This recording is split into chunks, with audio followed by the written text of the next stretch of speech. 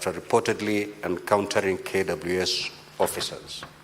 That this situation has ignited fear and anger within the community, as many community members believe his case is not an isolated incident. Numerous similar accounts have occurred, revealing a troubling pattern of intimidation and violence against the individuals who depend on fishing for their livelihoods. These acts include threats, physical abuse, and in some instances, sexual violence, all of which have created an atmosphere of fear and insecurity within the community. That the petitioner has made efforts to have the matter addressed by the CIO, IPOA, ODPP, Minister of Wildlife and Tourism, but the response has been unsatisfactory. And that none of these issues raised in the petition are pending before any court of law, legal or constitutional, intervenes and investigates the matter with a view to making recommendation on 1, forced disappearances with particular attention to involvement of KWS officers in these incidents. 2, the promotion of community engagement by fostering dialogue among KWS, local fishermen, and other stakeholders to resolve disputes related to fishing rights and practices while prioritizing the protection of human rights.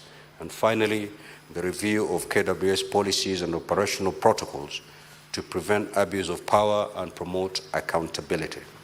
Honorable Senators, pursuant to Standing Order 2381, I commit the petition to the Standing Committee on National Security, Defense and Foreign Relations for its consideration. In terms of Standing Order 2382, the committee is required in not more than 60 calendar days from the time of reading the prayer to table its report in the Senate for consideration. The Senate shall thereafter consider and adopt the report of the committee. I thank you. Next order.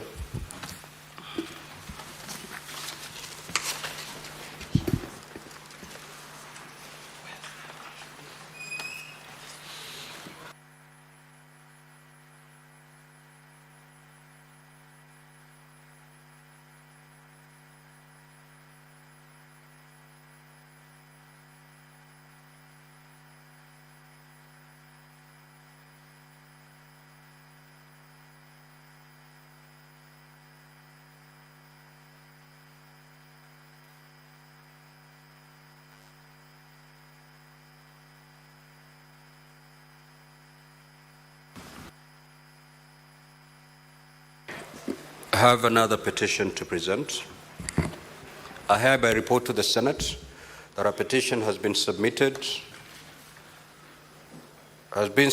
through the clerk by Mr. Titus Thukunjoroge concerning the alleged dismissal by the African Inland Church of Kenya and payment of arrears.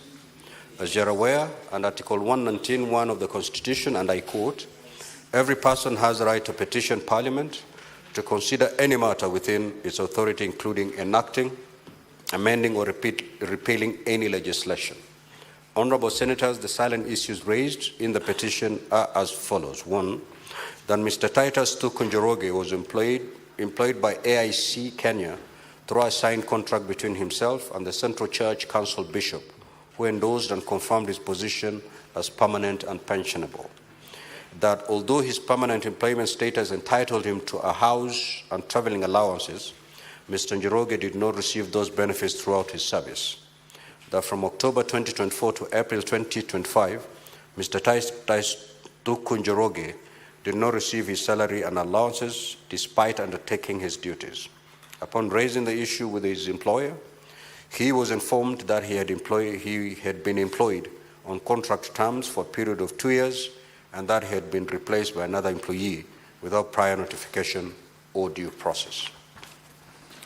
That the petitioner made several attempts to resolve the concerns presented in this petition with his employer, the Minister of Labor and Social Protection, State Department for Labor and Skill Development Department, all of which have been unsuccessful. That none of the issues raised in the petition are pending before any court of law, constitutional, or legal body. Consequently, the petitioner prays that the Senate intervenes in the matter with a view to do the following. 1, making recommendations on compensations to Mr. Njoroge, and 2, making any other recommendation necessary in the circumstances. Honorable Senators, pursuant to Standing Order 238-1, the petition is hereby committed to the Standing Committee on Labor and Social Welfare for consideration. And in terms of Standing Order 238-2, the committee is required in not more than 60 calendar days from the time of reading this prayer, table its report to the Senate for consideration. I thank you. Next order. Order number 5, papers. The Senate Majority Leader.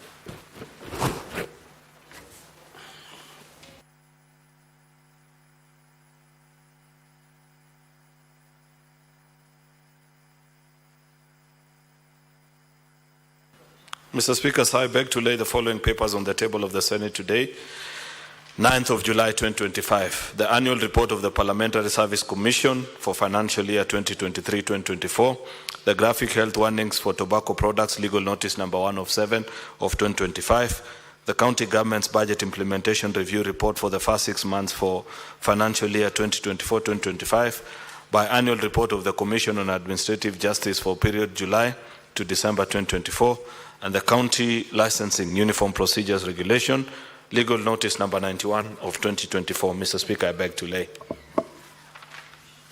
Chairperson, Standing Committee on Health.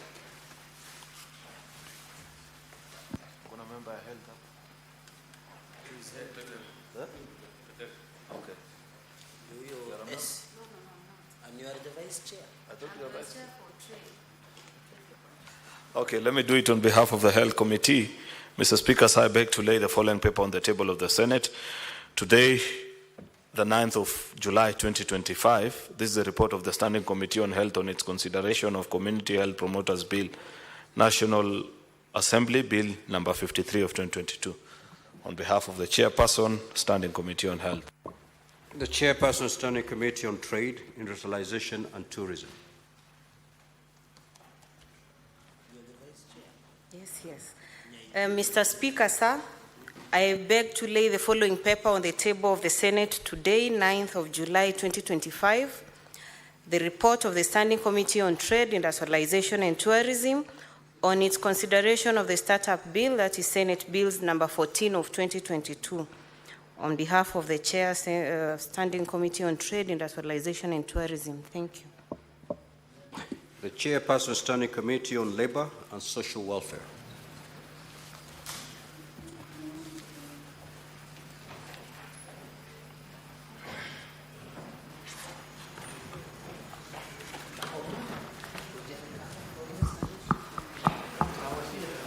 The report on petition concerning the failure by Kenya Breweries Limited, Kaplan and Stratton Advocates and Harrison Kinyanjui.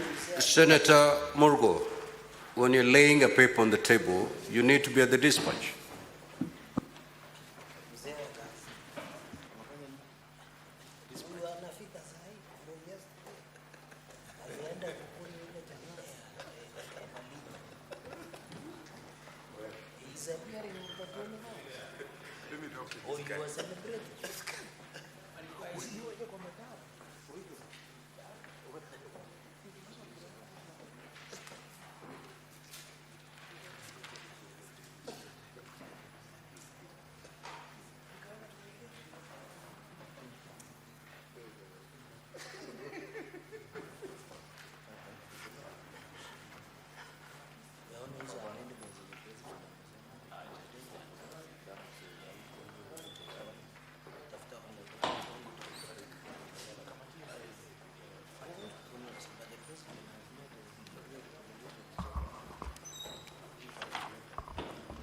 Mr. Speaker, sir, I beg to lay the following papers on the table of the Senate today, 9th July 2025.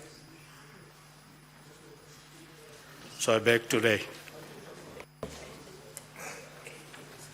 What exactly are you laying, Senator Murgo?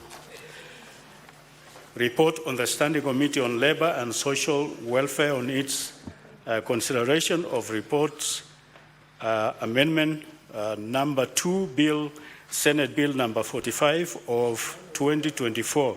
Report on the Standing Committee on Labor and Social Welfare on petition to the Senate by Mr. Lawrence Ndutu on behalf of 125 other former employees of Kenya Breweries Limited concerning failure by the Kenya Breweries Limited, Kaplan and Stratton Advocates and Harrison Kinyanjui Advocates to pay compensation awarded to the petitioners. I beg to lay. Senator Catherine Muma.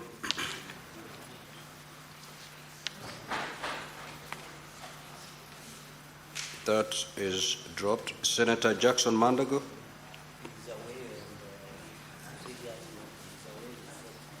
That also is dropped. Next order. Order number 6, notices of motion. The Chairperson, Standing Committee on Labor and Social Welfare.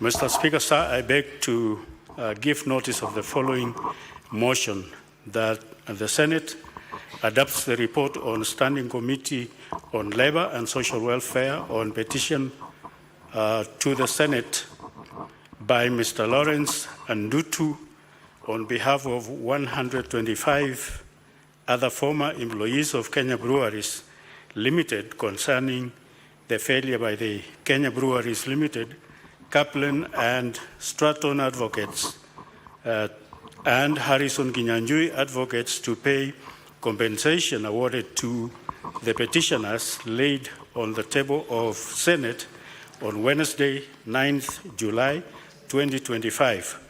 So I beg to lay. Senator Richard Onyonka. The business is dropped. Senator Karen Nyamu. The business is dropped. Senator Catherine Muma. The business is dropped. Senator Jackson Mandago. The business is dropped. Next order. Order number 7, questions and statements. Statement pursuant to Standing Order 53-1. Senator for Kitui County, the Honorable Enoch Wumbo.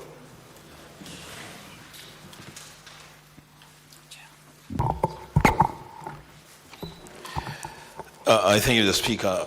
I rise pursuant to Standing Order 53-1 to seek a statement from the Standing Committee on Education on a matter of county-wide concern regarding the welfare of teachers serving in ASAL and other hard-to-serve areas in Kitui County. Mr. Speaker, sir, Kitui County is predominantly an arid region. However, a significant number of teachers in the county do not benefit from the special allowances and considerations provided by the Teacher Service Commission for those serving in the arid and semi-arid lands and other hard-to-serve areas. In the statement, the committee should address the following. 1, which wards in Kitui County are designated by the government as ASAL and hard-to-serve areas? 2, the criteria used by the government to designate areas as ASAL and hard-to-serve areas, the number of teachers in Kitui County currently benefiting from the ASAL and hard-to-serve areas allowance scheme, and the number of those who don't benefit from this scheme. And finally, the plans in place by the Teacher Service Commission to ensure that all deserving teachers in Kitui County benefit from the arid and semi-arid lands and hard-to-serve allowance scheme. I thank you, Mr. Speaker. Senator for Samburu County, the Honorable Dr. Lelegwe. That statement is dropped. The Senator from Busia County, the Honorable Omtata. Mr. Speaker, sir, thank you for the opportunity. I rise pursuant to Standing Order 53(1) to seek a statement from the Standing Committee on Tourism, Trade and Industrialization on a matter of national concern regarding the move by the government to grant the Business Bay Square Mall in Eastleigh approval to import 500,000 metric tons of rice into the country. Mr. Speaker, sir, this development has raised concern about the impact of this decision on local rice farmers, the transparency of the quota allocation process, and the apparent bypassing of established regulatory institutions such as the Agriculture and Food Authority, brackets AFA, which, under the Crops Act, is mandated to oversee decisions related to food crop imports. In the statement, the committee should address the following. 1. The criteria and policy justification used by the government to allocate the rice importation quota to Business Bay Square Mall, including whether the process was competitive and aligned with legal and regulatory frameworks such as the Crops Act and the Food Crops Regulations of 2019. 2. The role played by the Ministry of Trade in this importation and why the Ministry of Agriculture and the Agriculture and Food Authority, brackets AFA, were not consulted in a matter that falls under their regulatory mandate. 3. Assessment by AFA on the current domestic production and consumption levels of rice and whether a deficit existed to warrant this large-scale importation, especially in light of reports indicating that more than 5,000 metric tons of rice remain uncollected at the Mwea Rice Growers Multipurpose Cooperative Society. The measures in place to cushion local rice farmers from the adverse effects of such imports, including the budgetary provisions referred to by the Director General of AFA to procure excess rice from local cooperatives, and how this aligns with Kenya's agricultural policy priorities under the bottom-up economic transformation agenda, in brackets, better. 5. Impact of rice imports on local market prices and outline strategies being implemented to balance food affordability for consumers while safeguarding the competitiveness and sustainability of local rice production. Thank you, Mr. Speaker, sir. Senator for Kisumu County, the Honorable Professor Tom Ojanda.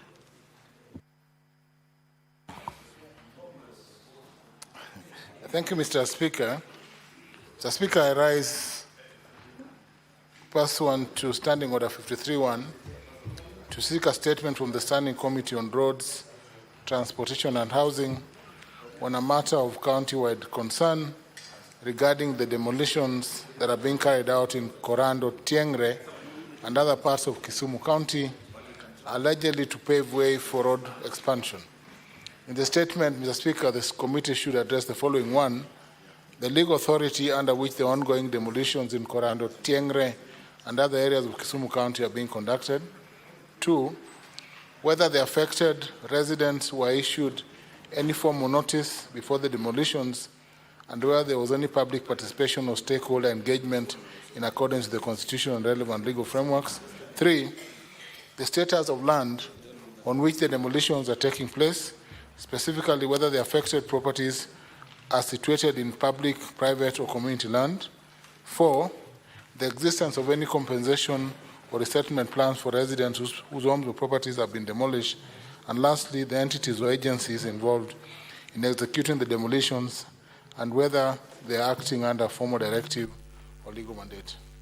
Mr. Speaker, my second statement is on the state of health facilities in Kisumu County.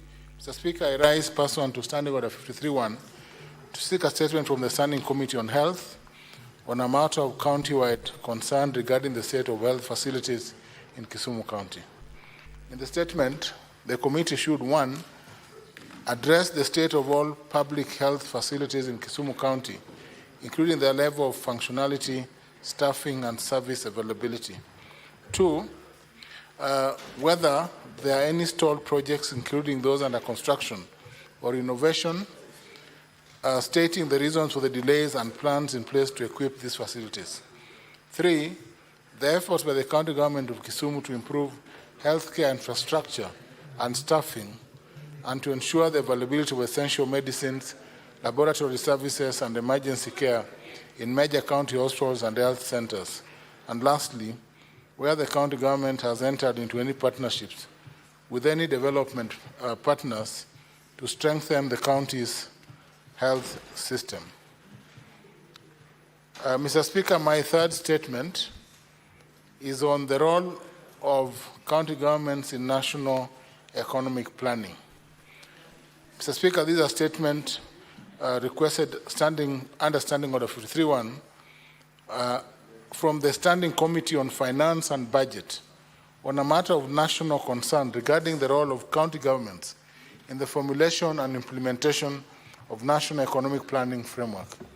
In the statement, the committee should address the following. 1, the framework currently in place to ensure that county integrated development plans, CIDPs, inform and or align with the national government's medium-term plan, the MTP, and overall development priorities outlined in the bottom-up economic transformation agenda, BETTER, and Vision 2030 in general. 2, how the Intergovernmental Budget and Economic Council, IBEC, and the National Treasury and Economic Planning ensure that national government's fiscal and economic policies reflect the needs of counties. 3, whether there are plans to strengthen the existing intergovernmental frameworks to institutionalize participation of county governments in national economic policy formulation consistent with the provision of Articles 6, 10, and 174 of the Constitution, and if so, obtain information on such plans. Mr. Speaker, my last statement is on access to and quality of education in the marginalized counties under the competency-based curriculum, CBC. Mr. Speaker, I rise pursuant to Standing Order 53-1 to seek a statement from the Standing Committee on Education on a matter of national concern, namely the implementation, access to, and quality of education under the competency-based curriculum, CBC, in marginalized counties. In the statement, the committee should address the following. 1, the progress made in rolling out the curriculum-based program, CBC, in marginalized regions, including adequacy of infrastructure and the availability of learning materials tailored to CBC requirements. 2, the challenges faced by schools in marginalized counties in effectively implementing the CBC, including issues relating to teacher preparedness and community awareness. 3, the interventions by the national government and county administration to train and support teachers in delivering CBC in marginalized areas. 4, measures put in place by the State Department for basic education to ensure equitable access to CBC for all learners, with specific focus on girls, children with disabilities, and other vulnerable groups. And lastly, the strategies established to monitor and evaluate the quality and impact of CBC in marginalized counties to inform policy and guide resource allocation. I thank you, Mr. Speaker. Senator Eddy for and on behalf of Senator Sifuna.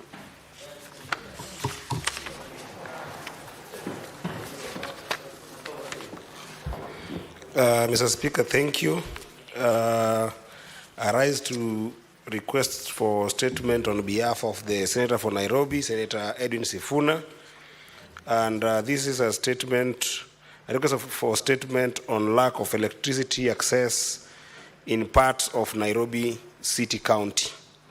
Mr. Speaker, sir, I rise pursuant to Standing Order number 53-1 to seek a statement from the Standing Committee on Energy on a matter of county-wide concern regarding the continued lack of access to electricity in various neighborhoods across Nairobi City County.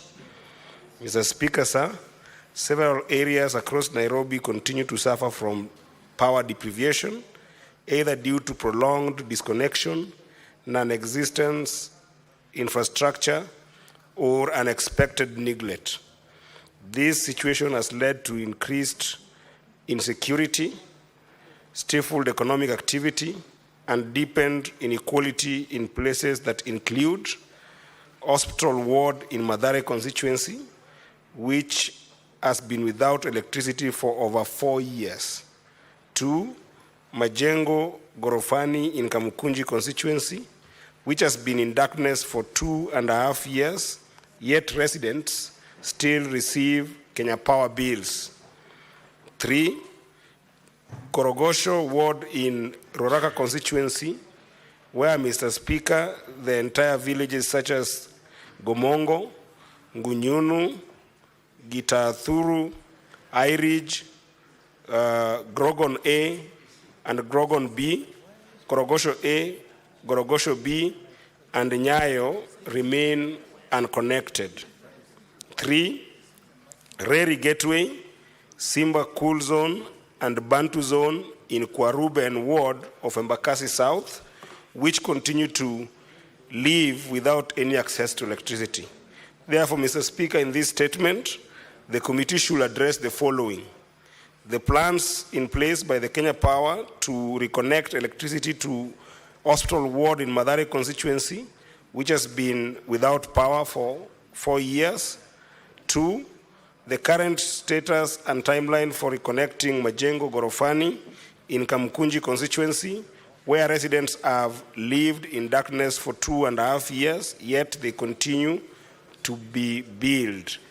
And lastly, Mr. Speaker, whether there are concrete plans by Kenya Power to connect the unserved villages in Gorogosho Ward, that is Gomongo, Ngunyunu, Gitadhuru, Highbridge, Grogan A, and Grogan B, Gorogosho A, and Gorogosho B, and Nyayo, and the areas of Reri Gateway, Simba Cool Zone, and Bantu Zone in Kwaruben Ward, Embakasi. The Senator for Nairobi, Senator Edwin Sifuna. I thank you, Mr. Speaker. Senator Haji.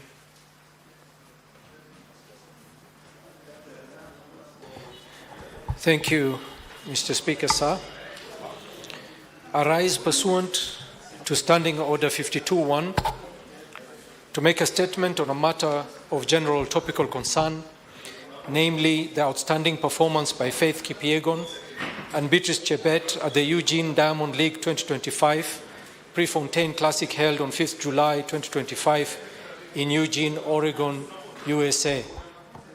Mr. Speaker, can I be protected? Order, honorable senators. May Senator Haji be heard in silence, please. Proceed, honorable senator.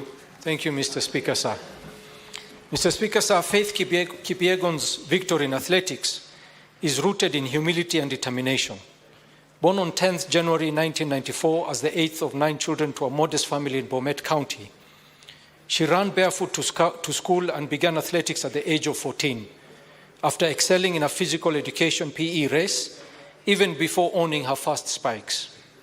Her early triumphs include edging out older rivals to claim gold at both the 2011 and 2013 World Cross Country Juniors, and clinching the 1,500-meter titles at the 2011 World Youth and 2012 World Junior Championships.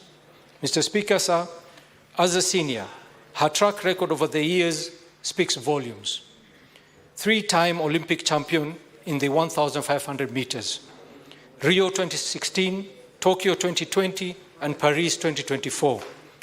Three-time world champion London 2017, Eugene 2022, and Budapest 2023. Diamond League champion on multiple occasions, including memorable wins in Monaco, Brussels, and Paris. And 2023 world record treble, breaking world records in 1,500 meters, 5,000 meters, and the mile within just 2 months. Mr. Speaker, sir, reflecting on her record-breaking run at the Florence Diamond League, Kipyegon spoke warmly of the role competition played, noting how her rival stayed with her in the chase. And I quote, Mr. Speaker, sir, Senator Cherargei is making too much noise.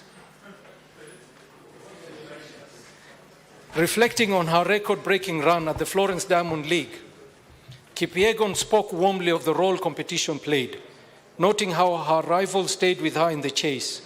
To be honest, she says, and I quote, "To be honest, the ladies were pushing me in the race, and that is what I wanted to motivate the younger generation to come and do even better," she said, moved by the sight of competitors gathering to cheer her on as she came around for her lap of honor.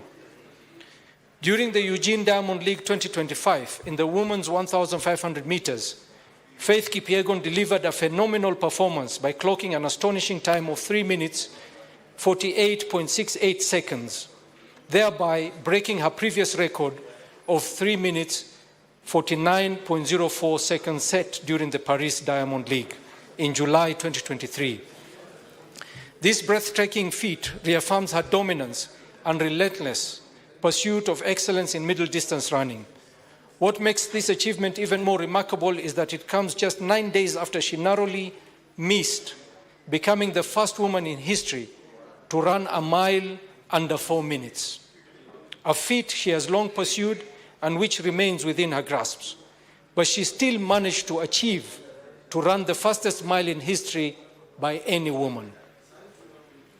On the same evening, Mr. Speaker, sir, Beatrice Chebet demonstrated sheer brilliance and tactical mastery to claim victory in the women's 5,000 meters. This was not just a win, but a historic achievement as she broke the world record, clocking an impressive 13 minutes, 58 seconds, 58.06 seconds, shaving more than 2 seconds off the previous record set by Ethiopia's Gudaf Segei in Eugene, Oregon in 2022. This made her the first woman in history to run the 5,000 meters under 14 minutes. Chebet's performance was described as a display of sheer brilliance and tactical mastery, as she led from start to finish, maintaining a blistering pace throughout the race. Mr. Speaker, sir, Faith Kipyegon and Beatrice Chebet, two friends who embody the very best of Kenyan talent, combining discipline, resilience, and unmatched skill. Their success in Eugene, Oregon reminds us all of the immense potential that lies within our nation when talent is nurtured and supported. These two remarkable athletes have once again lifted the Kenyan flag high on the global stage.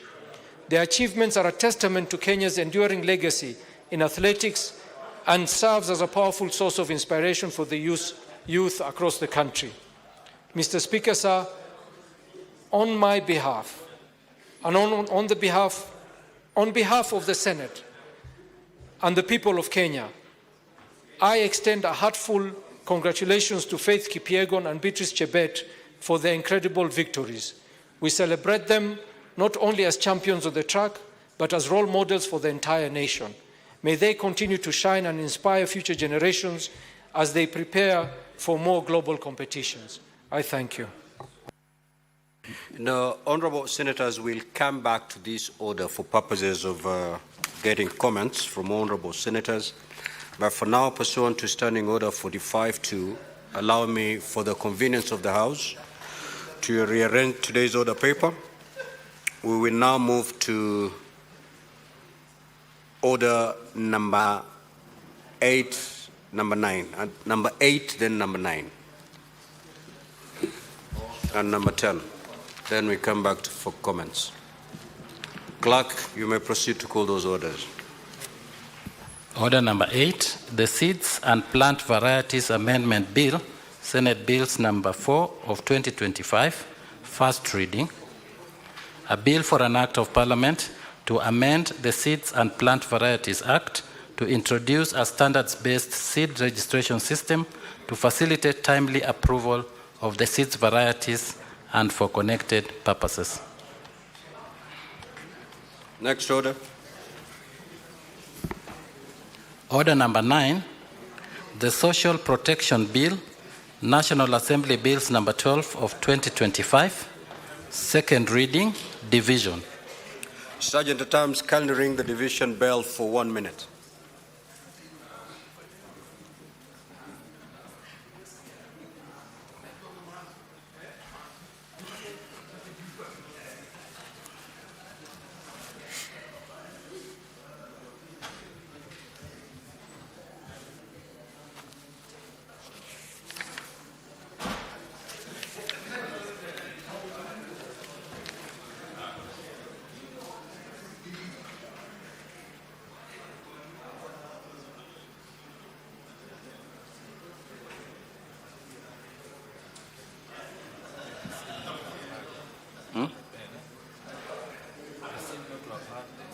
No, it's ringing.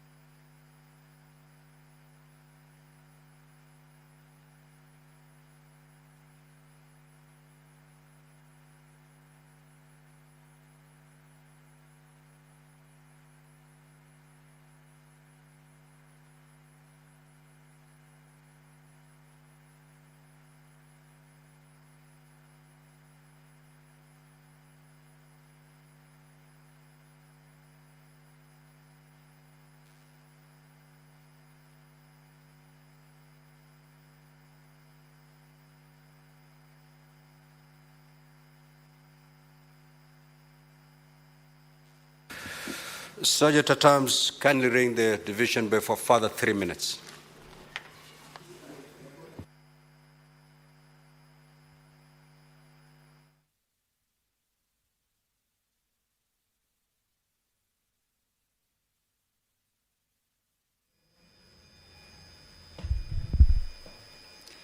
Well, the senators are about to go into division regarding the Social Protection Bill. This is a bill originating from the National Assembly.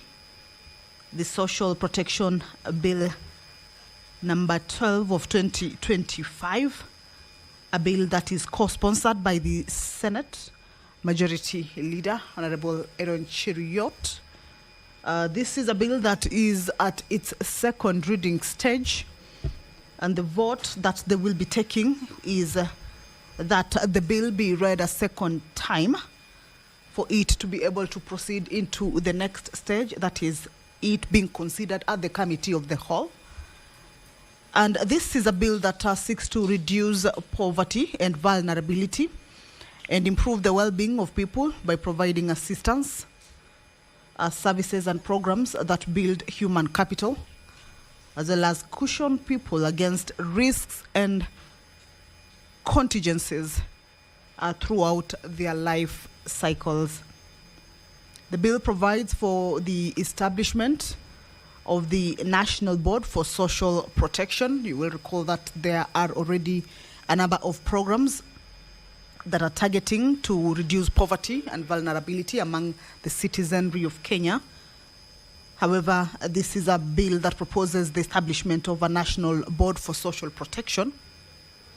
And in that particular board, their functions and composition will be defined, the powers that they will be possessing, as well as its source of funds.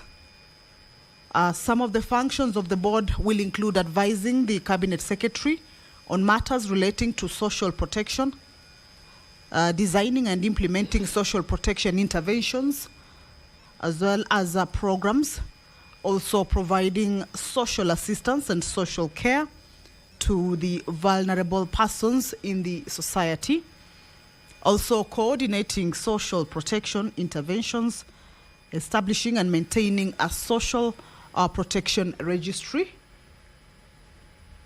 among other mandates, as will be defined within their functions or their powers.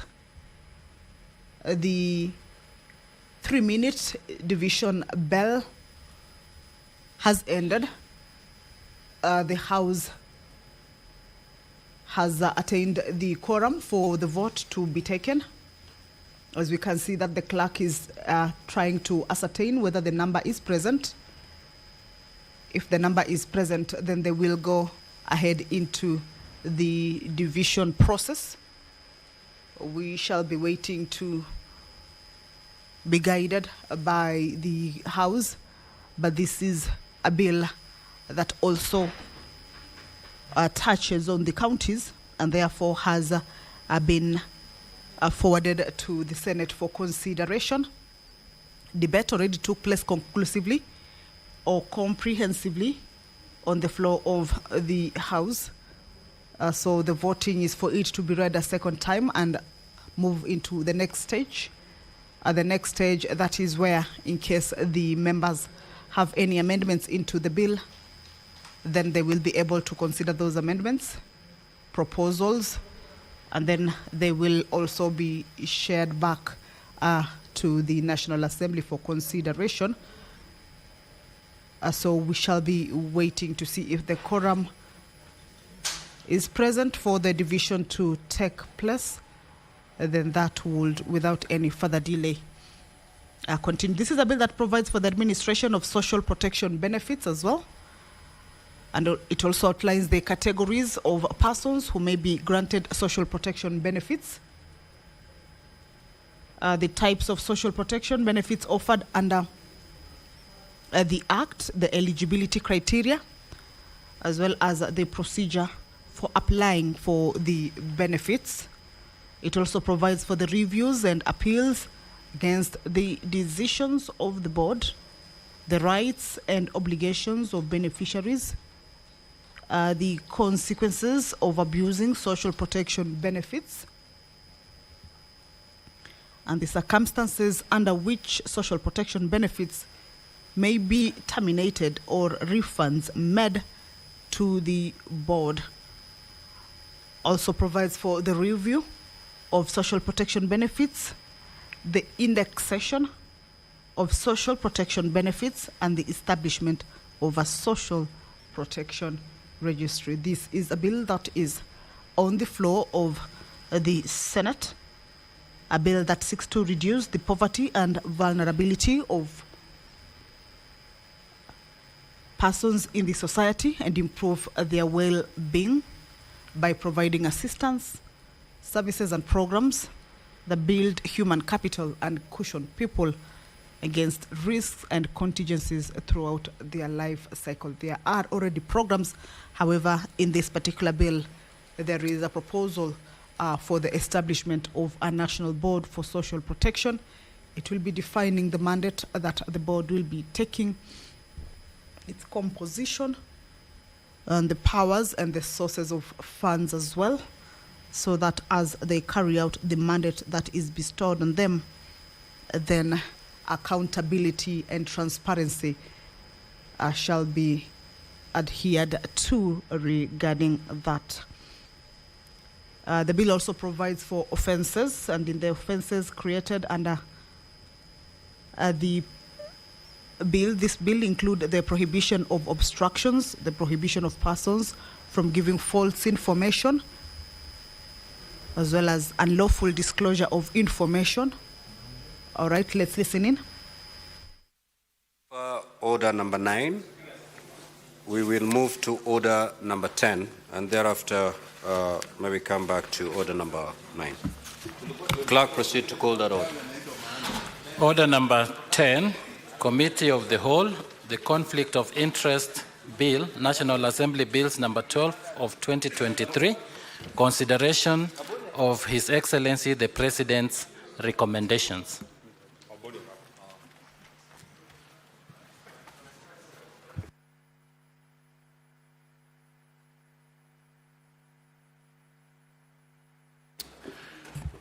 Honorable Senators, it's good to be attentive. Senator Shakila.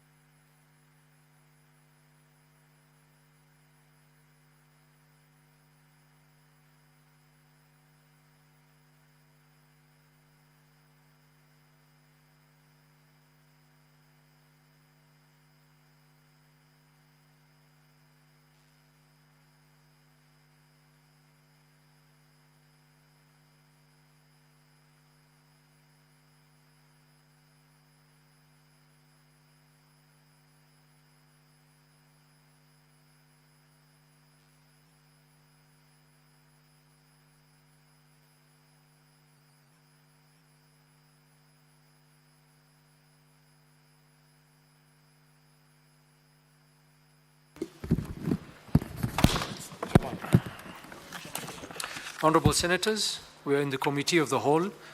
the Conflict of Interest Bill, National Assembly Bills number 12 of 2023. President's recommendation on clause 2, clerk. President's recommendation on clause 2. I propose the question that the President's recommendation clause 2 be approved. Chairperson Jelak.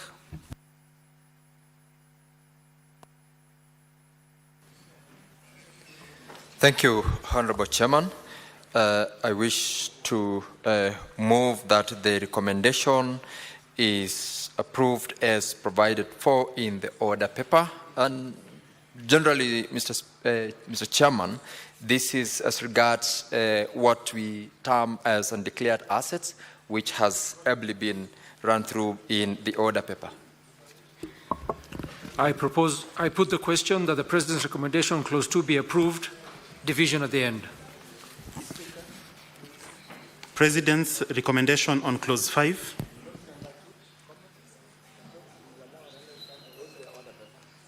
Senator Cherargei, I've already put the question. Cherargei, I've already put the question.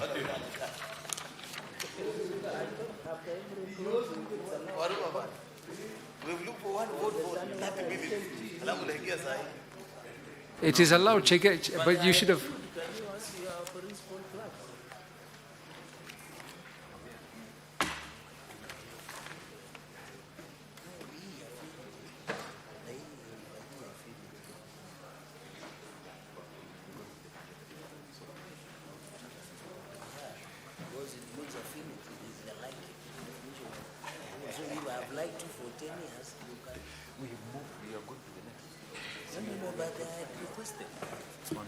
Senator Cherargei, can you make your sentiments known in the next, when I put the question on the next clause? Yes. President's recommendation on clause 5. I propose the question that the President's recommendation on clause 5 be approved. Chairperson. Mr. Chairman, I move that the President's recommendation be approved as proposed. And specifically, Mr.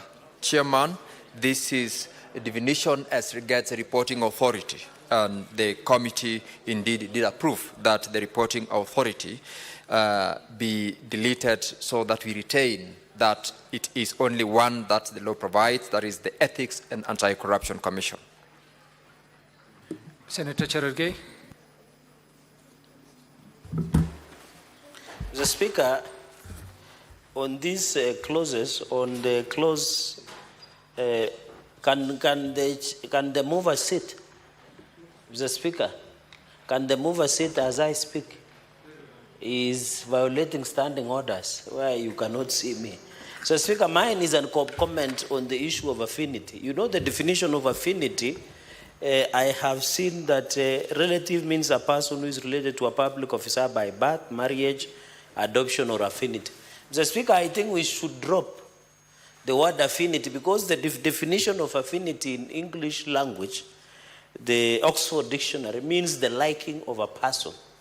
So does it mean if I've been your friend for some time and I have close affinity, then it is defined as a relative? Mr. Speaker, I find it would have been consanguinity affinity, as in closeness by blood, as my learned colleagues would define, Mr. Speaker. So I think on this memorandum, it should only stop at adoption, because the moment you add affinity, it changes meaning. It means somebody you are affinity to as a friend, be it a male or a female, or somebody you banter with, or somebody you work with. So, Mr. Speaker, I think this one is on the issue of ethics report. I think that definition should be ethics and anti-corruption. If the definition comes out as ethics only, then we can equate to the Ethics Commission, but it should be Ethics and Anti-Corruption Commission. So on the issue of affinity, Mr. Speaker, and then, Mr. Speaker, on the issue of undeclared asset, the manner that has been proposed Mr. Speaker, let me reserve those to clause number 6 so that I can make that comment at that point. So on this issue of affinity, we must drop it, Mr. Speaker, because it is unfair. It will, Mr. Speaker, in fact, in conclusion, it will undermine freedom of association as provided by the Constitution. Because affinity allows friendships. It allows acquaintances, Mr. Speaker. So if you say we cannot, if a public officer is found to have committed an economic crime, Mr. Speaker, it means those people close to him, associates, which is not properly defined by law, can run into problems, therefore undermining the principle and the freedom of association as per the Constitution. So in it is a nullity, so to speak. It's a nullity. And I hope the chairperson of JLAC is listening this keenly. It is dangerous because the moment we come for you, God forbid, for Senator Haji over an economic crime, it means friends like Cherargei can be in trouble. So, Speaker, we must drop this for the interest and for not undermining freedom of association within the setup. And we also, you know, families, Mr. Speaker, are so huge in African setup. In fact, I have many cousins that the last time I saw them was years and years. So, Mr. Speaker, that is only my worry. On the issue of undeclared assets, I will come back on clause number 6. I thank you, Mr. Speaker, for the indulgence. Senator Mungatana.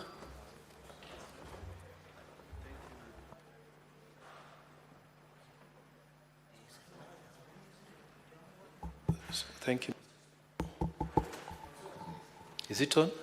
Thank you, Mr. Speaker. Mr. Speaker, I am very alive to the fact that overriding a presidential memorandum is an uphill task as per the Constitution, but we must go on record so that maybe if matters go to court, the intention of the legislature can be interpreted from the record by the lawyers who will be there. And the worry here about the affinity definition, it is so wide, so that a person who wants to enforce, and here I'm looking at the EACC, they are the enforcing authority. If they are going to define relative to mean a person who is related to the public officer by birth, by marriage, adoption, or affinity. Mr. Speaker, when you look at the first three, there is no discussion about it. But when you come to the fourth one, affinity, it is so loose that somebody can actually use that to harm people or to just destroy somebody. It means that when they're enforcing anything against a public officer, they can go for any person, really any person whom they... This means every friend that you stay with, every person you play basketball with, any person you go to church with, even your church members, even your... every place, literally, the members of your social welfare group. Mr. Speaker, I think this word, there's a problem here, and the intention cannot be to expose people to this, to this extent. And it's obviously in conflict with the freedom of association article in the Constitution, which means even if it passes here, somebody should pick it, and we go and remove this word through the courts, because this is wrong. I don't know what the thinking was here. I submit, Mr. Speaker. Senator Osotsi. Mr. Speaker, just like Senator Mungatana said, actually overriding a presidential referral is an uphill task, because it requires 2/3 members of this House to change that. But I think it should go on record that there is an ambiguity in this definition for a relative, particularly the word affinity. What is affinity? It's ambiguous. Mr. Speaker, you can have an affinity to many, even in this House. between you and me, we have some affinity because we are senators. So if I commit a crime, you will be arrested, Mr. Speaker, because of me. I think this word will be used for political persecution. Because, for example, we are in political parties. We are put in that political party through some affinity. So if I commit a crime, or my party leader, or my deputy party leader, or my SG, they will come for me. So, Mr. Speaker, we must clearly indicate that as legislators, we have a problem with this word affinity. And I know at this point we can't do much about it because we need 2/3 of members of this House to override that. But it must go on record that this House was uncomfortable with the definition of the word relative. And Mr. Speaker, this foreign legislation, which are forced on us, is what is creating problems in this country. Even now, we are talking about Gen Zs and all that, too much freedom. It's because we adopted a constitution that this country was not ready for. And that's why we're having problems. This piece of legislation, Mr. Speaker, is going to cause problems in this country because it is going to be used for political persecution, is going to be used to intimidate people. Today I will be in government, tomorrow I'm not in government. They will come for me, Mr. Speaker.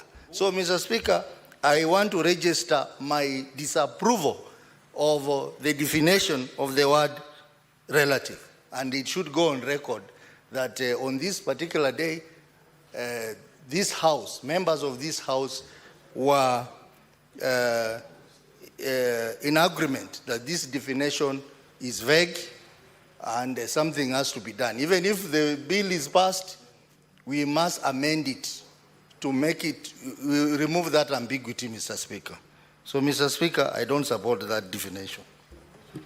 Senator Esther Okinyuri. Thank you, Mr. Speaker. I also wish to join my colleagues to express displeasure, especially in the definitions, lack of clear definitions, especially for family, relative, and affinity.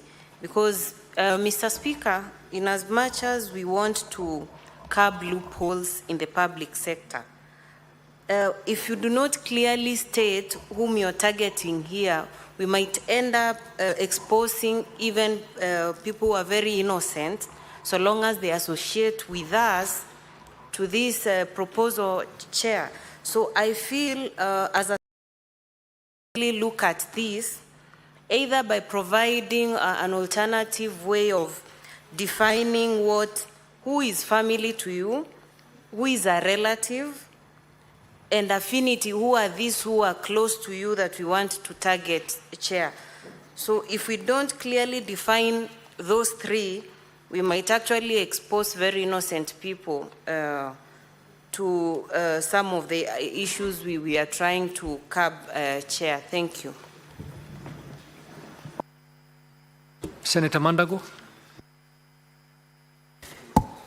Thank you very much, Honorable Chair. Honorable Chair, I want to join my colleagues on this matter of definition of affinity and the general definition of a relative and family, Honorable Speaker, Chair.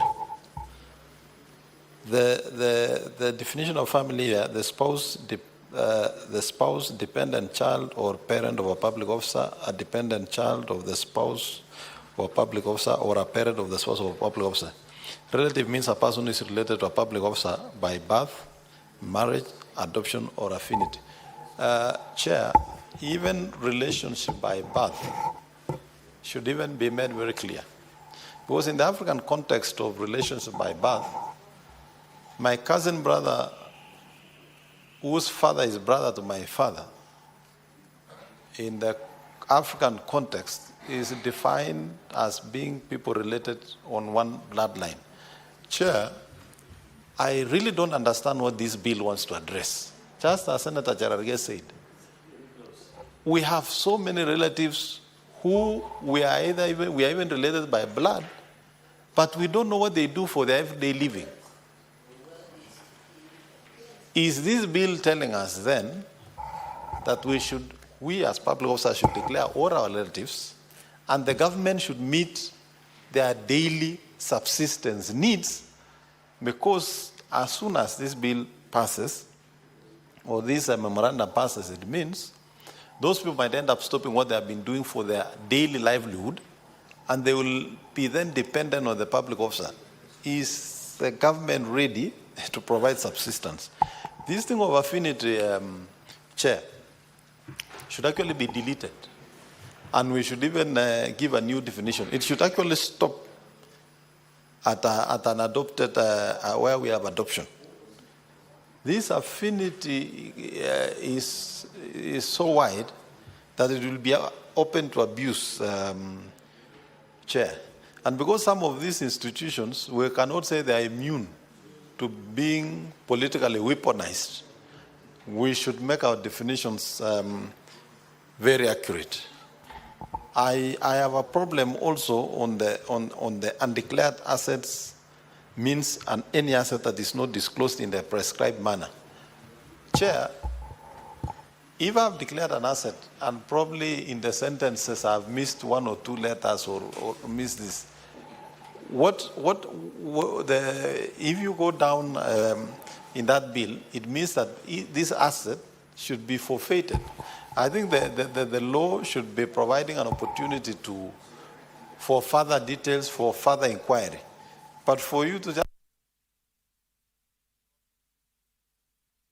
you are declaring your land and you have said block 13/1671 instead of /1617, then you forfeit that asset because you have not declared it in a prescribed manner.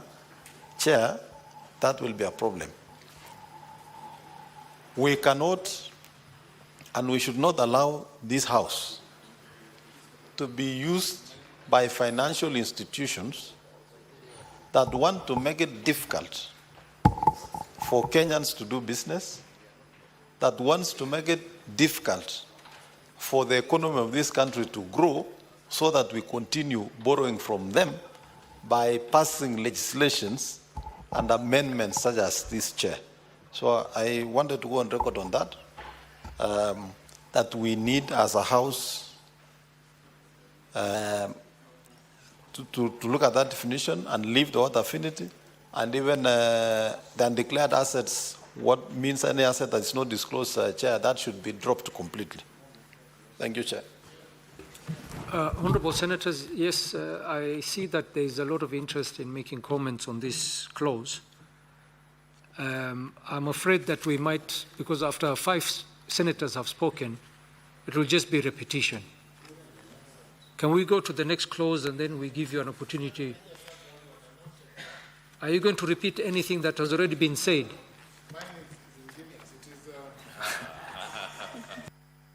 Senator Ojenda?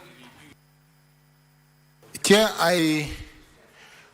I know, and yes, I know that some of these amendments are extraneously driven, and the intention as expressed by Senator Mandago is we'll have the result of stifling business, stifling development, and I want senators to open their eyes. The public officers in question, Chair, are not senators or members of parliament. Contemplate a public officer as a chief or a primary school teacher with many relatives in the village. And that public officer, Chair, is supplying maize to a school or to a government office in the village. Now, Chair, most Africans do not even know who their relatives are, because we have extended relatives. So that definition is problematic because at times we cannot even define who our relatives are. And then lastly, I just want to, this is with a perspective, agree with on the undisclosed assets or named assets, either by error, perhaps negligence, or out of lack of valuation, you will lose an asset. Yeah, this is a serious thing. Senator Soti's concern is about the threshold, but we have a problem here, Chair. To make sure this does not pass is by denying ML quorum and walking out. Then now this will not pass. Senator Professor Ojienda, I was really looking forward to your ingenious submission, which I actually made. Senator Abbas, I hope you are not going to repeat what has already been said. No, I'm not going to say that. Honorable Speaker, I think by nature nobody commits offense as proxy on behalf of somebody else, unless it's something somebody hired or these things. But in terms of, this, we have all our little adults, and they carry their own crosses. So whatever your brother who don't even know where he is, maybe he could be in the other world of the world, you could be somewhere else. It commits, you cannot take responsibility for it, or your relative. So I oppose the amendment. Senator Navindu.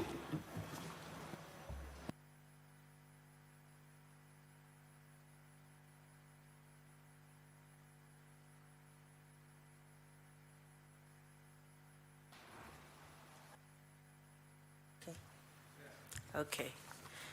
Thank you, Chair.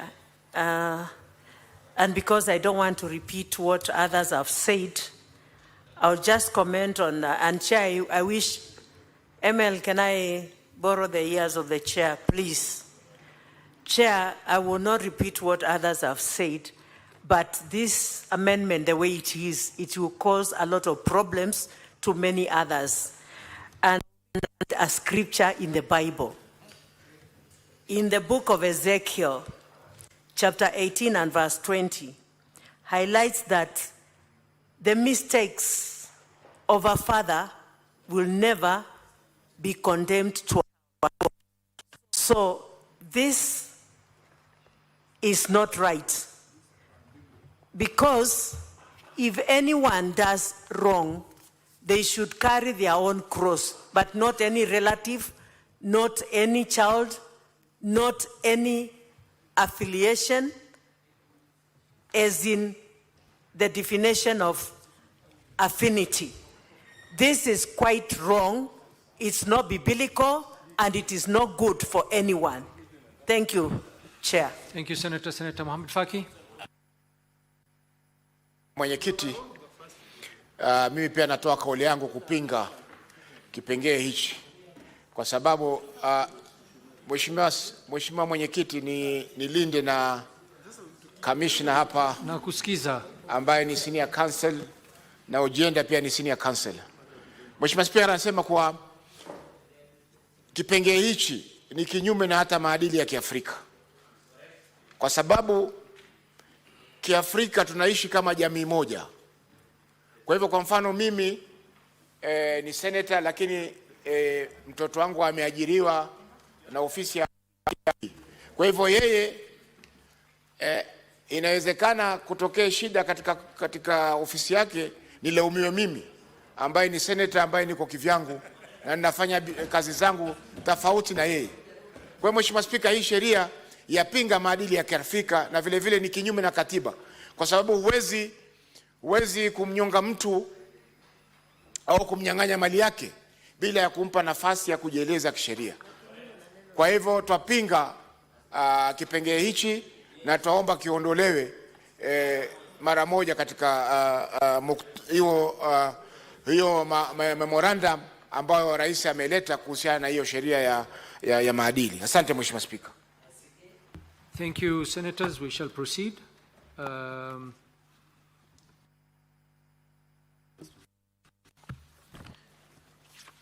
I put the question that the President's recommendation on Clause 5 be approved, division at the end. Next. President's recommendation on Clause 6. I propose the question that the President's recommendation on Clause 6 be approved. Chairperson. Thank you very much, Chairman. In the course of the committee's consideration of the recommendation or reservations under Clause 6, the committee indeed observed and agreed with the proposals that the Ethics and Anti-Corruption Commission be given the sole mandate to implement this particular act once it's passed, and the further recommendation that the committee made is in concurrence is that the reservations on this particular clause will need the strengthening of the technical and budgetary capacity and allocation to EACC in order for it to be facilitated to administer and effectively implement the provisions of this particular act. That is the impact of the committee's recommendation on the reservations under Clause 6. Thank you. Senator Cherage, will you be commenting on every clause? Okay, then let us also recognize that we are not debating, so you need to be brief. Please keep your comments in less than 3 minutes. Mr. Chairperson, you know you are not also immune if this comes to law. It will disrupt our daily lives. Speaker, institute proceedings for forfeiture or undeclared or unexplained. Mr. Speaker, this recommendation is very unfortunate. Because, Mr. Speaker, we are aware, either by error or design or default, either by KRA or EACC, when they are doing inventory of your assets, they can leave it unexplained, Mr. Speaker. We are aware of cases where the authority, Mr. Speaker, I wish the two senators, Mr. Speaker, they are blocking you, yet the standing orders that there should be no one between you and the Speaker. The table office, what is happening? Senior counsel, he just chatted in. He should go and relax and recover from jet lag. So, Speaker, he should institute proceedings from forfeiture of unexplained or unexplained, and is the former chair of EACC, Mr. Speaker. Mr. Speaker, you should be listening. You should be listening, senior counsel. You know you can be old, but you don't have a brain. Mr. Speaker, what I'm saying, institute proceedings, Mr. Speaker, for forfeiture and unexplained assets. Therefore, the question should be, if it is left out, Mr. Speaker, if it is left out, either by design, these unexplained assets, Mr. Speaker, you might lose your property, Mr. Speaker. So I think this amendment, I go with the proposal by the Committee of JLAC on this particular amendment to this memorandum by His Excellency the President. I rest my case, Mr. Speaker. Senator Mugeni. Speaker, the only comment I wanted to make is let's deal with this clause very carefully. I've had the benefit of looking at all the anti-corruption agencies in Africa, including the most successful ones in Rwanda, the one in Botswana, the one in Ghana. You never mix declaration of assets with an anti-corruption commission. There is nowhere in Africa where that role is domiciled in an anti-corruption commission. So as we look at this amendment, we need to also proceed with caution, because we, as lawyers, we know that you don't mix functions of an investigative agency, okay, with a body that is receiving reports to look at the criminal aspect in it. So we need to pass a bill that can pass the test of the time. And we are not an island. We have many examples to learn from all over Africa, you know. In fact, if you go to Tanzania, the declarations are received by the public service. That's the regime that has been prevailing even in this country. It didn't come from nowhere. It's because we borrowed from what is happening in other jurisdictions. You go to South Africa, the same thing. So we need to be very careful that we pass a law is aligned with the constitutional provisions, Chairman.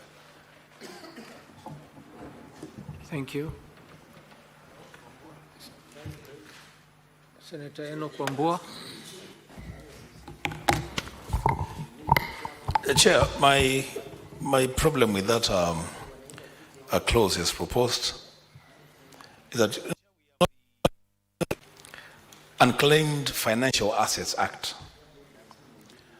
And I was thinking that maybe the best thing would have been to enhance that act to extend to assets, so that you don't pile a lot of work to the ESCC, which is already doing the investigations, and then they go and do forfeitures and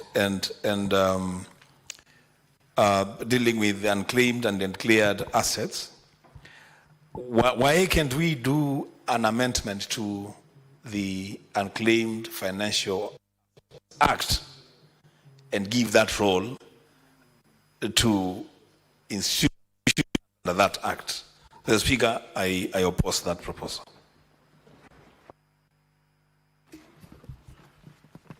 I put the question that the President's recommendation clause 6 be approved, division at the end. Next. President's recommendation on clause 8. I propose the question that the President's recommendation clause 8 be approved. Chairperson.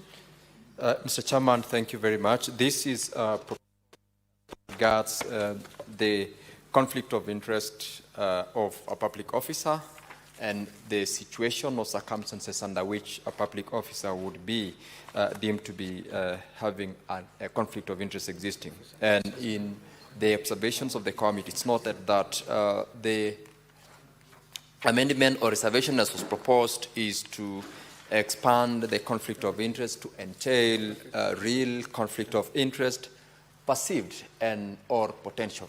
And the committee did indeed we propose that we progress as it has been placed in the order paper. Chairman, thank you very much. I put the question that the President's recommendation clause 8 be approved, division at the end. Next. President's recommendation on clause 12. I propose the question that the clause 12 be approved. Chairperson. Thank you.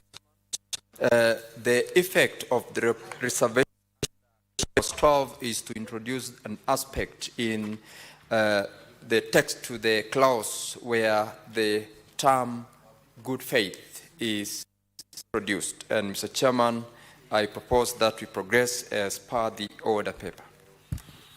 I put the question that the President's recommendation clause 12 be approved, division at the end. Next. President's recommendation on clause 16. I propose the question that the President's recommendation clause 16 be approved. Chairperson. Mr. Chairman, the effect of the reservations under clause 16 from the presidential memorandum is to ensure that public officers are prohibited against receiving gifts or favors from persons who are working within the offices. And Mr. Chairman, I propose that we proceed with it as per the order paper. Thank you. Senator Cherargei.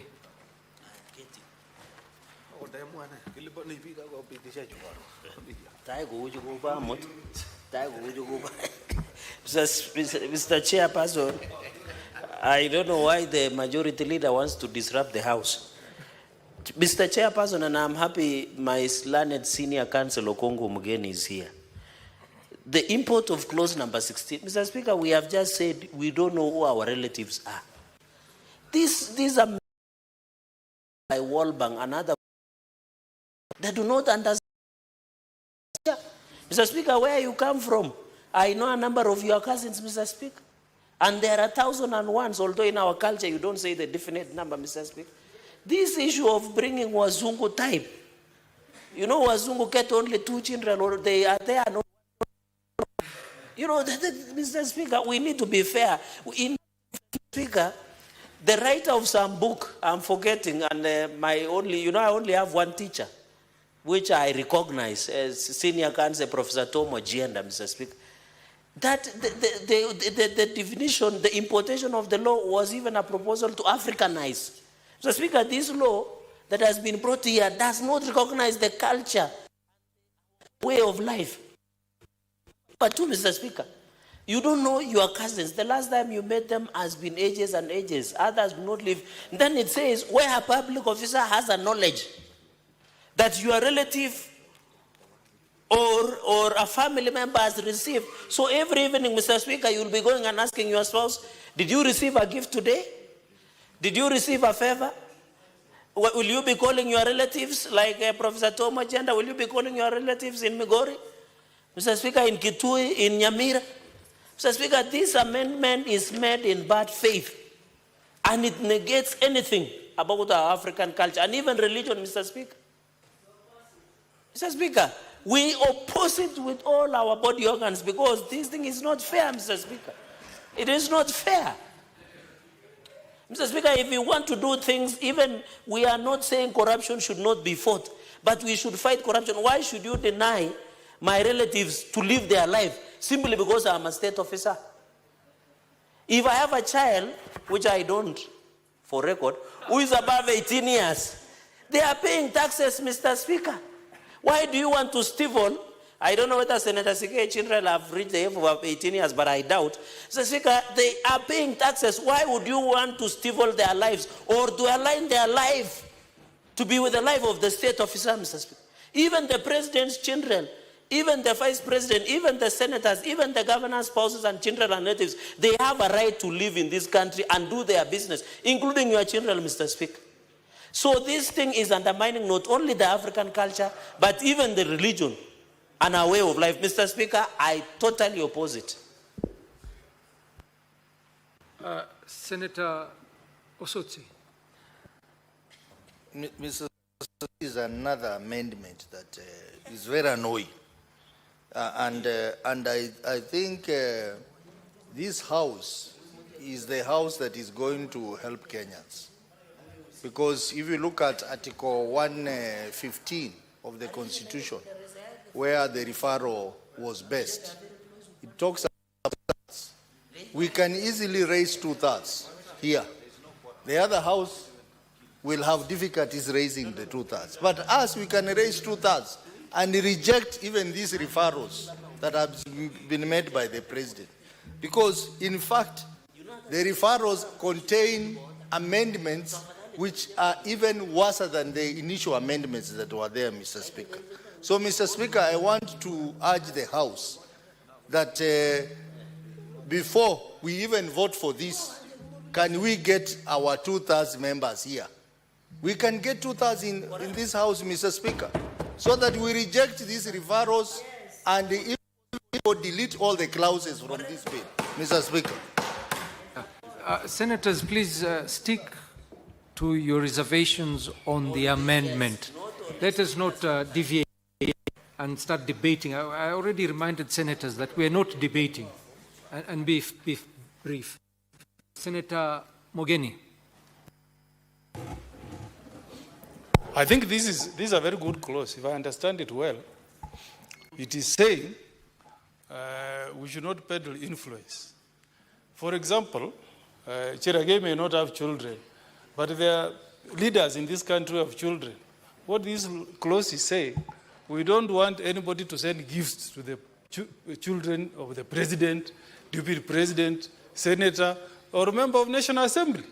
So we want discipline, yes. We don't want them to receive gifts because they come to Arambe given a gift to an Arambe. We want to bring that to a stop.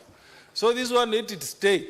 If you are a child of the president, governor, senator, you should not CEO, you should not receive any gift. So even I'm saying this so that even the children of the president take note that the Senate is passing a bill that will prevent them from receiving gifts from anybody else on behalf or using the influence of the father or the mother. So this one I'm okay with it, but we start from the top. We start from the doorstep of the president, then come to the doorstep of the deputy president, then go to the governor, go to the senator, go to the women rep, go to the member of National Assembly, then we go to CEOs, everybody. So once this law is passed, Mr. Speaker, let us all be now equal. No receiving gifts. I support. Senator Wambua. Mr. Speaker, you know, we should also not pass laws in vain. And this is one instance where we are trying to pass a petition vain. Because the Speaker, the definition of a relative and a family member in the African context, it's so that, I mean, nothing else to do that when you wake up every day, the only thing you have to do is to find out from all your relatives who has received a gift, who has not received a...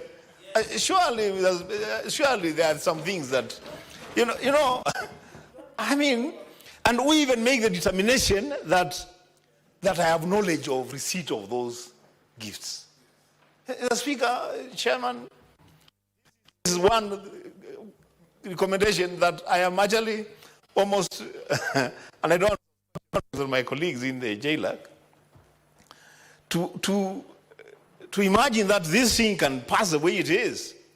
Surely, I mean, Chairman, this must be dead on arrival. Even if you wanted to, you cannot enforce it. How do you enforce this?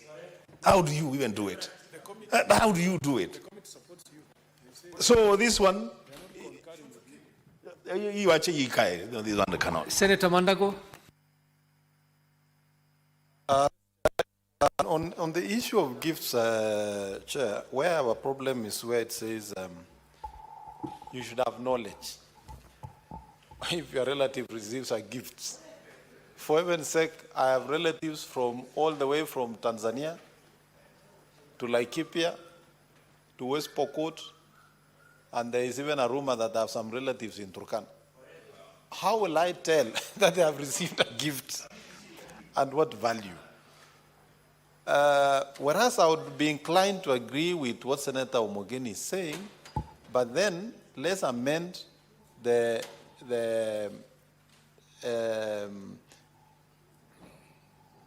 Unclaimed Assets Act so that we can put that there, because to me it makes sense, but not in this bill.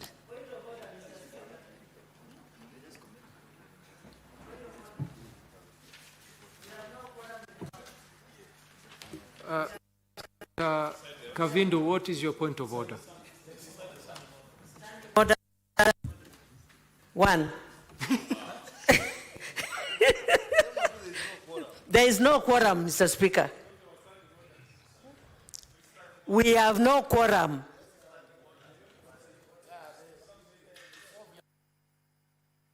Let us confirm.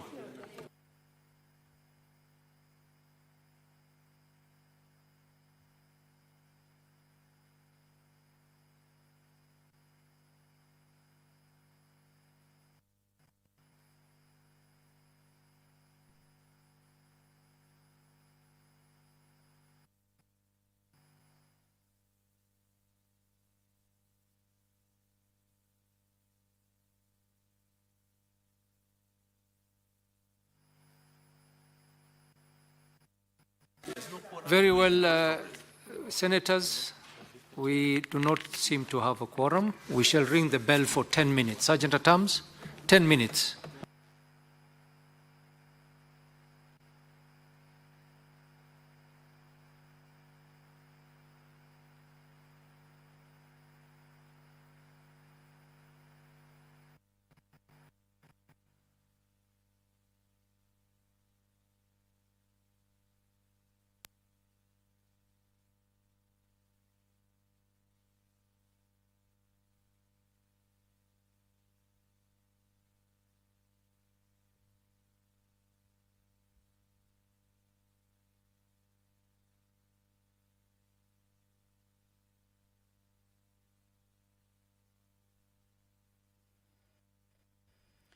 Well, the House has first a quorum hitch during the proceedings. This is a point of order that has been raised by the Honorable Senator for Machakos, Honorable Agnes Kavindu. The House was considering the President's recommendations on the Conflict of Interest Bill, a bill originating from the National Assembly, Bill number 12 of 2023. This is a business that was being considered at the committee of the whole. However, during that particular session or proceedings, the Honorable Senator for Agnes Kavindu indicated to the chair that the House does not have the requisite quorum that is needed during the proceedings of the Senate. And on clarification from the clerk, it was that indeed the House has lacked a quorum. The House, as you can see now, actually all the members, a big number of members have even walked out of the chambers. But we understand the business that was on the floor, consideration of the President's recommendations on the conflict of interest 2023, some amendments that were moved or some proposals that have been moved in the particular bill. Remember, these are recommendations that were forwarded to the Senate, or rather Parliament. The Committee on Justice and Legal Affairs went through the amendments as proposed, or the proposals.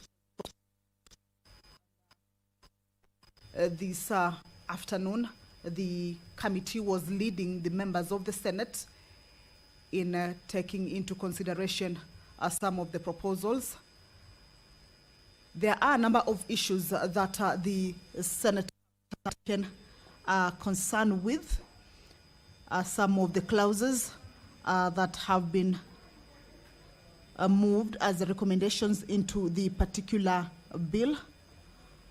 One of the concerns that the members of the Senate have raised was with regards to the definition of a relative. One that they pointed out the word affinity. That means a closeness to an individual, and they with regards to whether that person has to be related to the public officer by blood, or just friendship, or just by association, which is what that affinity word means, and they had taken an issue with that word, indicating that there is need for a clear definition of the word to ensure that it does not, it's regarding blood relations, friendship, that is not blood related. And the members were indicating that that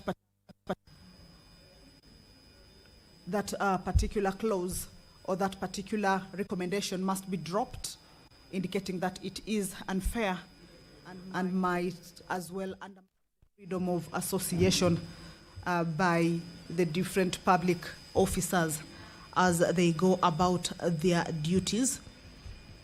Some of the other concerns that the members have raised this afternoon regarding the recommendations, clause that was clause number 5, clause number 6 regarding undeclared assets, that they say that the EACC, the Ethics and Anti-Corruption Commission,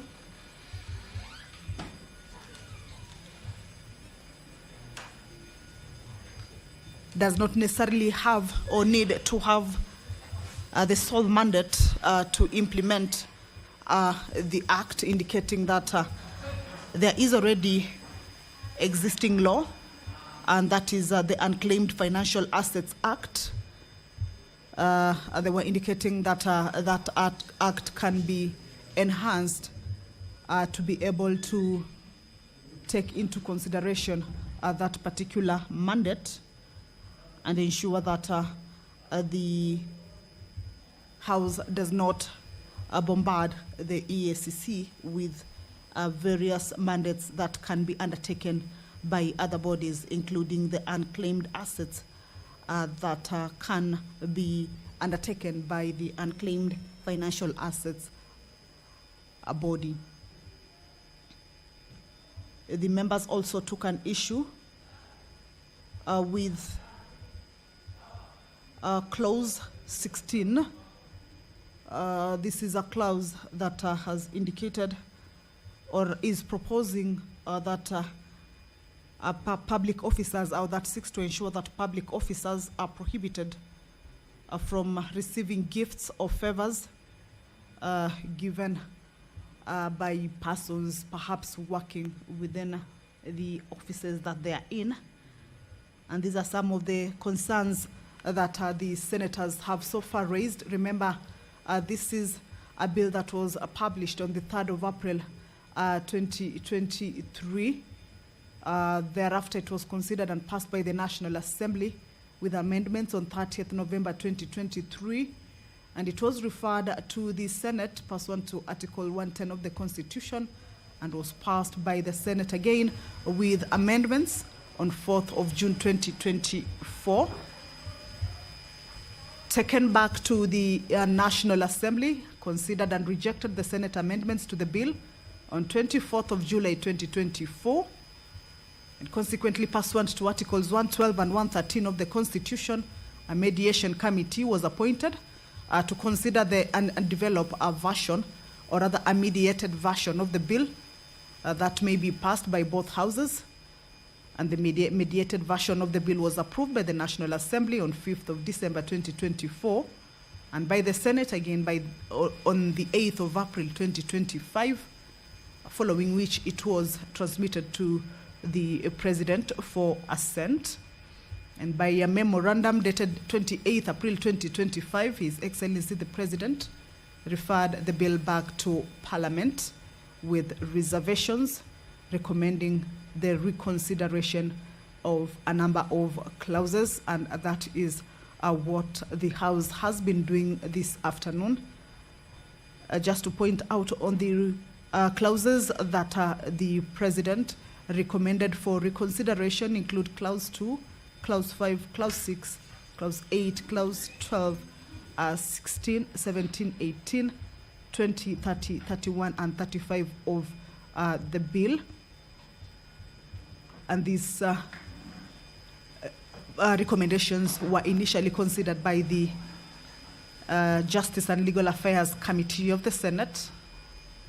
And this afternoon, the committee has been leading the House at the Committee of the Whole in considering these recommendations. But what we have seen so far, before the interruption on the point of order indicating that the House lacks a quorum during its proceedings, the House was considering clause number 16, the one that the proposal indicates that or seeks to ensure that public officers are prohibited from receiving gifts or favors given by persons known to them or working within the offices or the public service offices. And this is the point that the Senator for Machakos rose at a point of order to indicate that the House has lacked quorum. Well, let's listen in.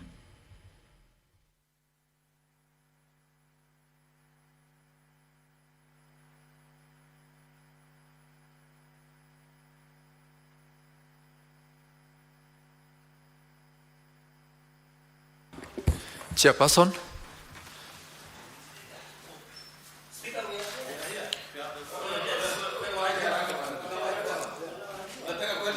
Chairperson, proceed. Honorable Speaker, I beg to report that the Committee of the Whole on the Conflict of Interest Bill, National Assembly Bills number 12 of 2023, has lacked quorum to proceed with the business.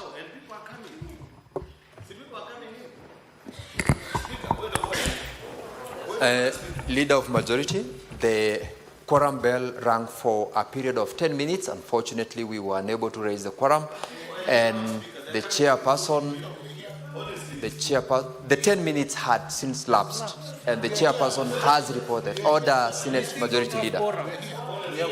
Senator Cherargei, Majority Leader, take your seats. Senate Majority Leader, take your seat. Senator Aaron Cheriot. Senator Professor Ojenda.